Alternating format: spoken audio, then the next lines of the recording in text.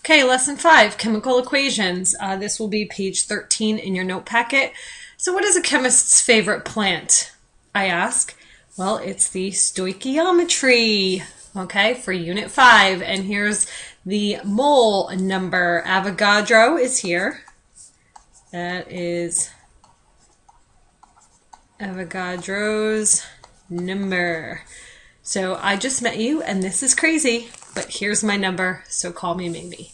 You guys know that song. Anyway, our objectives for this lesson are to identify reactants and products in a reaction by looking at chemical equations, and we are going to balance chemical equations to follow the law of conservation of mass and find out why this is important. So let's start off with a warm-up, and the question is, what is the total mass of 3.25 moles of Na2SO4? Please pause the video, give yourself some time to calculate this, and then come back to the video when you're ready to check your answer. Okay, so your answer should be 462 grams of sodium sulfate. The mass is equal to the number of moles times the GFM, so you need to go in and calculate the GFM of Na2SO4. So for sodium, there are 2 of those. There is 1 sulfur and 4 oxygen. So when you go in there,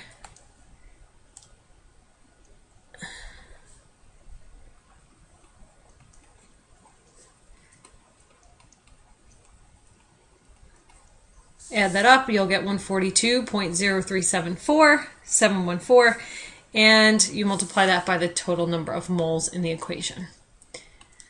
The chemical equation is a set of symbols that state the products and reactants in a chemical reaction. The reactants are the starting substances in a chemical reaction, and they are found to the left of the arrow. And the products, or a product, is a substance produced by the chemical reaction, and it is found to the right of the arrow. Sometimes there are more than one products. So for example, in the chemical equation we have 2 moles of sodium reacting with 2 moles of water to yield or produce 2 moles of sodium hydroxide and hydrogen gas. Okay, notice how I said it in sentence form. This is the chemical language. Okay, so an equation is like a chemical sentence. So if we put a sentence together, normally symbols would make up a word, which then would, where we put words together, would make a sentence. Okay, in a chemical sentence, we have our symbols that make up the reactants or products, and then they form compounds to then react with each other to produce new substances, which are the products. So chemical equations must be balanced.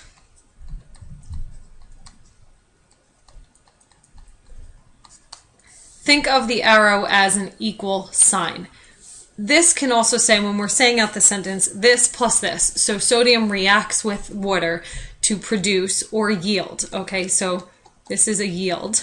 The 2 moles of sodium hydroxide and the hydrogen gas. Remember, H2, Brinkelhoff, they're all gases at room temperature. This has to follow the law of conservation of mass, which states that mass can neither be created nor destroyed in a chemical reaction. Okay, so basically what we're saying is that all of these things have to be equal on both sides of the equation. Otherwise, we would be going against the law, and it wouldn't follow the rules of chemistry. So balancing equations, not that easy at first, but once you get a hang of it, it will get a lot easier. But first, we start off with the number of moles of each element on the reactant side that's the left, of the equation must be the same as the number of moles of each element on the product side, or the right-hand side of the equation. Coefficients, and those are the big numbers in front, coefficients and subscripts tell us how many moles we have for each element. So let's look at the balanced equation below. Note, there is 1 mole of carbon, okay?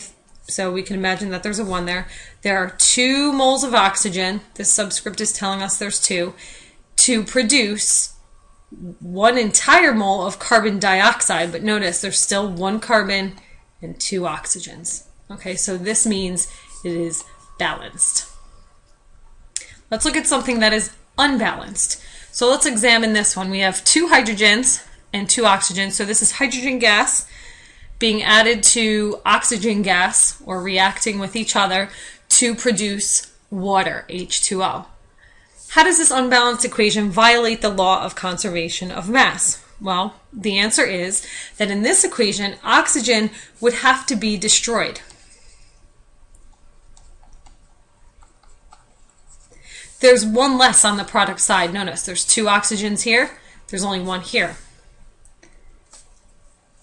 So what that means is that the coefficient, okay, and let's go back to the definition of coefficient so we all know. The coefficient is going to be the integer in front of an element or compound which indicates the number of moles present. The subscript is the integer to the lower right of an element which indicates the number of atoms present. Species, so sometimes you might see the term species in questions, and we use that. We're not talking about animals. Remember, this is chemistry. We're talking about matter, not living things. Okay, well, it would be made up of living things, but mainly non-living things. Anyway, the species in chemistry terms is the individual reactants and products in a chemical reaction. So what do we use to balance equations? The answer is coefficients. We need to use the coefficients in order to balance the equations. So we never, ever, ever change the subscripts in a formula. So let's go back to that unbalanced equation. Okay, let's look at this. In order to balance this out, we're going to put in some coefficients. I'm going to show you in a minute an example of what I mean by saving the coefficients and the subscripts. All right, where the rule is that we never change the subscripts in a formula. So the coefficients, there's a 2 on the silver, 1, and then a 1 on the Ag2S. Now we look over here, silver, there's only, there's no subscript written, so we're going to say it's 1. Same thing for the sulfur, and now the only subscripts that are here are on the silver, which is a 2 and a 1. Okay, never change the subscripts. This chemical equation actually is balanced. Okay, we have 2 silver here, 1 sulfur here, 2 silver, 1 sulfur. So therefore we have a law of conservation of matter and mass as well. All right, so let's look at the method for balancing equations, and then we'll be able to determine how to balance that previous equation as well. First step is to draw a line to separate your products from your reactants. Then you're going to list each of the different elements on each side of the line. So you have to look at all the elements on the either side of the equation and just write them out, okay, just like you're doing for the GFM. Now you're going to count up the number of atoms on each side and record next to the element symbol. Therefore, if there is a coefficient, you need to consider that, and we're going to look at some examples. Find the most complex compound in the equation, balance the elements found in that compound on the opposite side of the arrow by changing the coefficients for the different species. So every time you change a coefficient, you must update the number of each element. It's kind of like a trial and error. Sometimes you have to erase and go back. So I would suggest that you do this in pencil when you are balancing an equation. Okay, if you do it in pen and you make a mistake, it's going to get sloppy. So please do this in pencil. The last step is you are going to continue balancing the elements by changing the coefficients until you have the same number of each element on both sides. So that last step is very important because the issue is going to be that, again, if you write in pen, it will get sloppy. So do this in pencil. Okay. All right, so let's look at our first example. So this is going back to the unbalanced one from our previous page. All right, so here we have on the left-hand side and the right-hand side, let's separate our products from our reactants. And we're going to just list our elements separately. So we have hydrogen and oxygen, and we have hydrogen and oxygen. Now you should have the same elements on both sides because we're not creating matter. Remember, it can neither be created nor destroyed. So we're not losing it. We're not making different elements. Okay, might make new substances, but not different elements. All right, so on this side we have 2 hydrogens. On this side we have 2 oxygens. On this side we have 2 hydrogens and only 1 oxygen. That is not balanced. Okay, so what we're going to do is we're going to just do some trial and error here and say, all right, so this is the complex side, the larger numbers.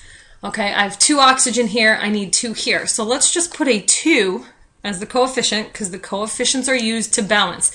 So you're always going to see this number in the front to balance it out.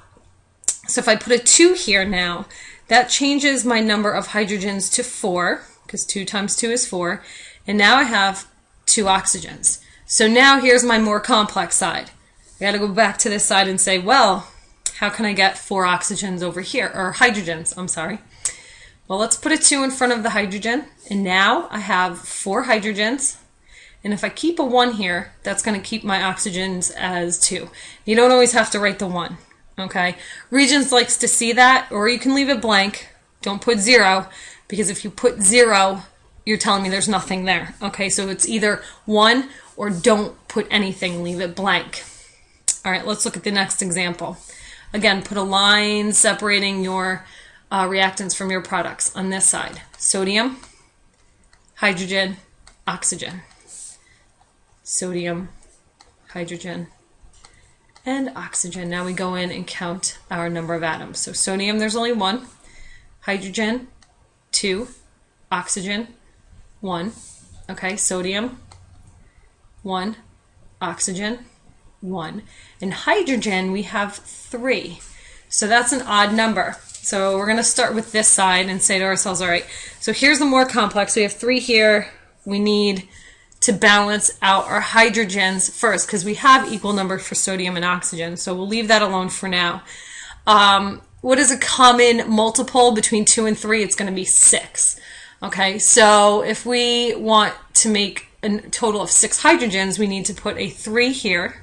So now that's going to give us 6 hydrogens.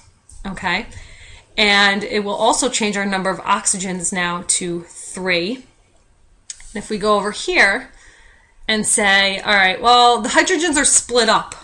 So the easiest way we're going to do this is if we put a 2 here. Let's try this. Okay, this is trial and error. We have 2 here. This is actually going to give us 2 hydrogens and then another 2, which gives us 4. So let's go back and fix this now. We can actually reduce this and go back, okay, and change this. So this is where it gets crazy, okay? Let's go back and change this and say, all right, I can make this a little easier and put a 2 here, okay? That would give us 4 hydrogens and 2 oxygens, which is an even number. It makes it a little easier.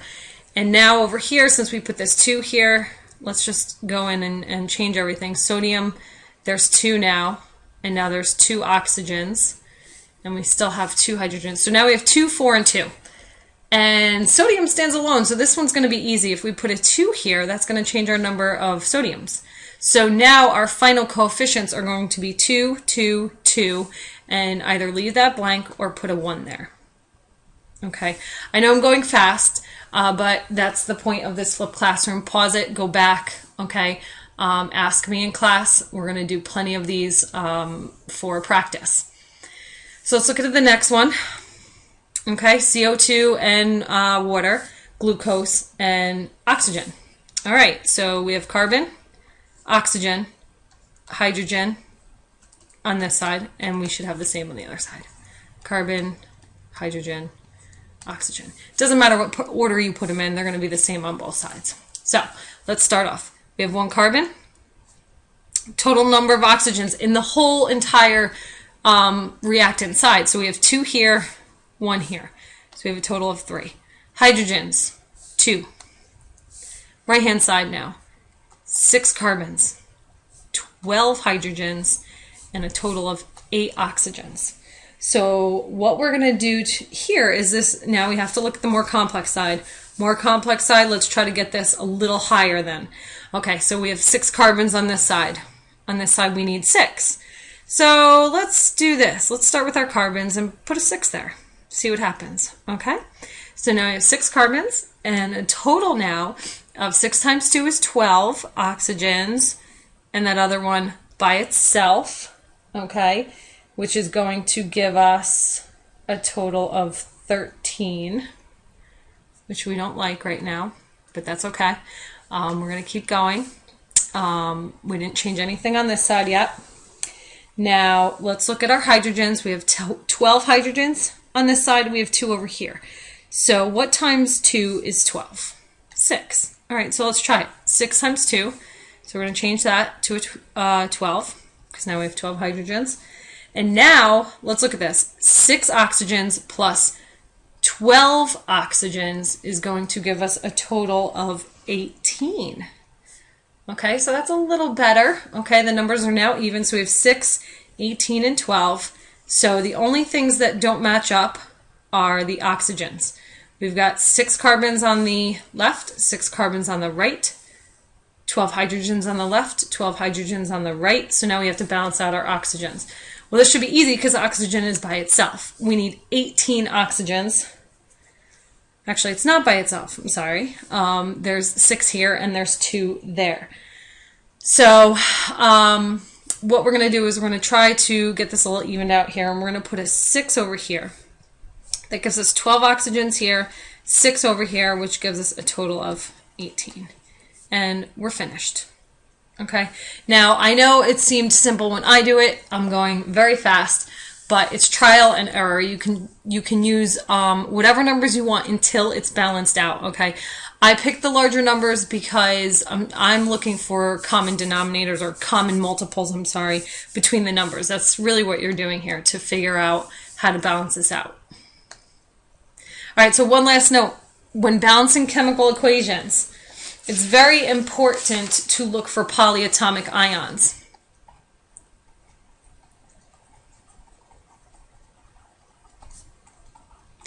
Because they may be balanced as a single element, or a single entity.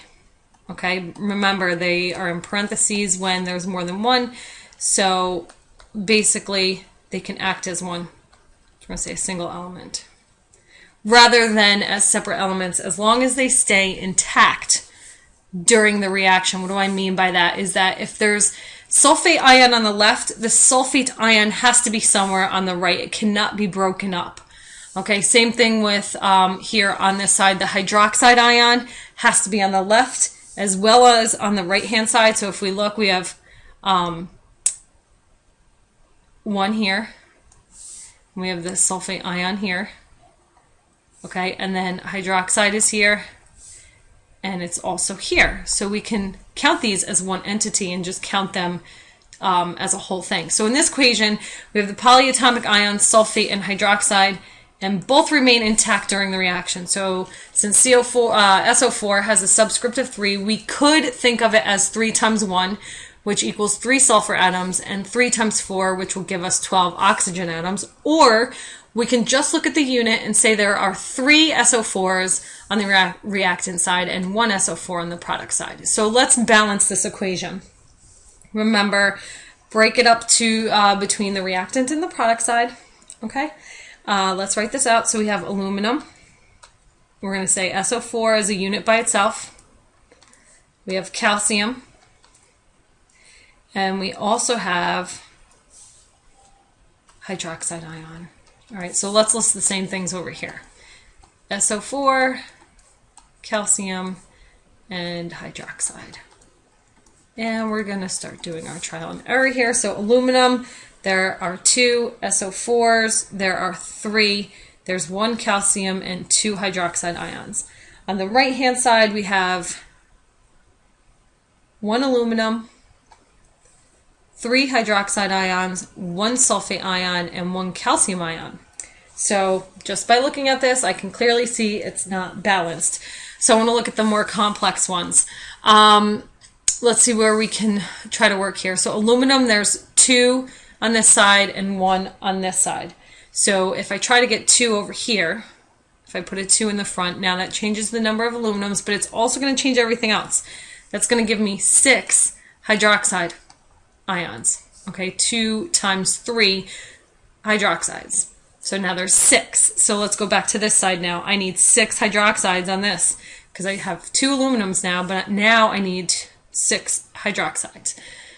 So 2 times 3 is going to give me 6. So I'm going to put a 3 in front of the reactant that has the hydroxide. So 3 times 2 gives me 6. Okay, but it changes the number of calciums to a 3. And then I say, all right, calcium over here, I need 3 of these, so let's put a 3 over here, which changes the number of calciums as well as the sulfate ions. Okay, so now I have a total of 3 of these. Okay, sometimes it's easier if you just put those parentheses around that polyatomic ion to help you visualize that it's 1 unit. Okay, and then we're going to keep the 1 here.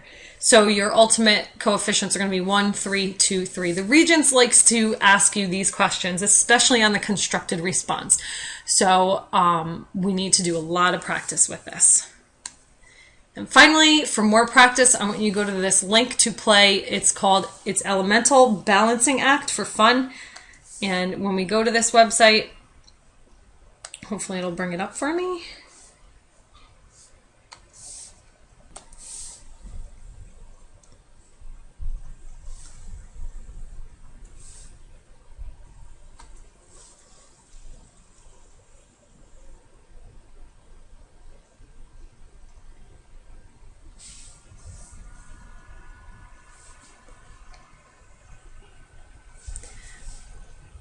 Okay, so here we have the balancing act, and you can play many of these. Go to beginner if you want to start. Click on I'm ready. And we can check our answers and go through as many as you can. Okay, just for fun. So if you have a problem clicking on the link, just copy and paste the link from the notes. Okay, or from the video. I'm sorry.